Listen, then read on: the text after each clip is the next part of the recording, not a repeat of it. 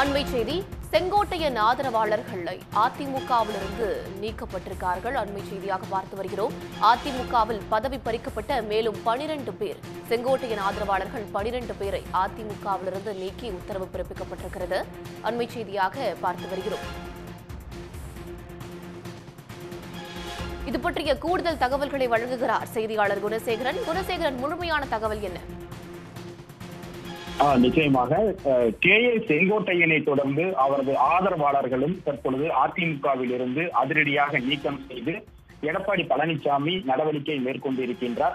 கடந்த செப்டம்பர் 5ஆம் தேதி திரும்பி சென்றவர்களை ஒருங்கிணைக்க வேண்டும் என்ற கோஷத்தை முன்வைத்தார் செங்கோட்டையன். அதற்கு 10 நாட்கள் அவகாசம் அளித்தார். இல்லையா என்றால் நாங்களே ஒன்றிணைக்கும் பணியை தொடர்வோம் என்றும் அவர் அறிவித்திருந்தார். இந்த சூழ்நிலையில்தான் கடந்த வாரம் தேவர் குரு பூஜை விழாவின் போது டிடிவி, ஓபிஎஸ், சசிகலா ஆகியோரை சந்தித்து பேசியிருந்தார் செங்கோட்டையன்.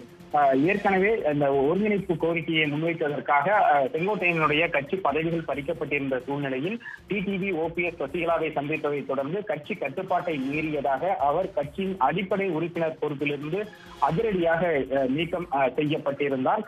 இந்த சூழ்நிலையில்தான் அதாவது அதிமுக என்பது உண்மையான தற்போது எடப்பாடி பழனிசாமியிடம் இருக்கக்கூடிய அந்த அதிமுக, அவர் பொதுச் செயலாளர், தற்காலிக பொதுச் செயலாளர் மட்டுமே, அவர் இந்த கட்சியினுடைய பொதுச் செயலாளர் அல்ல என்றும் அதிரடியாக அவர் தெரிவித்திருந்தார். தேர்தல் ஆணையத்திற்கு இது தொடர்பான ஒரு கடிதத்தை அனுப்பியிருந்தார்.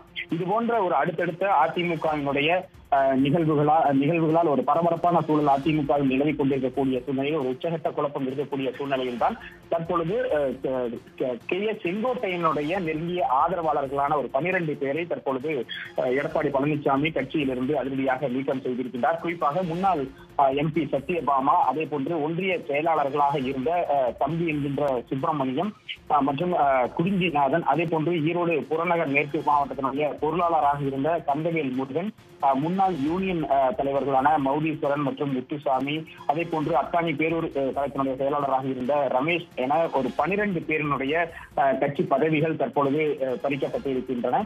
செங்கோட்டையனை தொடர்ந்து அவரது ஆதரவாளர்களும் கட்சியிலிருந்து நீக்கம் செய்யப்பட்டிருக்கக்கூடிய இந்த சூழ்நிலையில் இது தொடர்பாக இன்று மதியம் 12:30 மணிக்கு செங்கோட்டையன் செய்தியாளர்களை சந்தித்து விளக்கம் அளிக்க இருக்கின்றார். இது தொடர்பாக என்ன மாதிரியான அடுத்த ரியாக்ஷன் செங்கோட்டையன் மேற்கொள்ளப் போகிறார், அவருடைய அடுத்த கட்ட நடவடிக்கை என்னவாக இருக்கும் போன்ற பல தகவல்கள் இன்று 12:30 மணிக்கு செங்கோட்டையனுடைய செய்தியாளர்கள் சந்திப்பில் வெளியாகும் என்று எதிர்பார்க்கப்படுகிறது.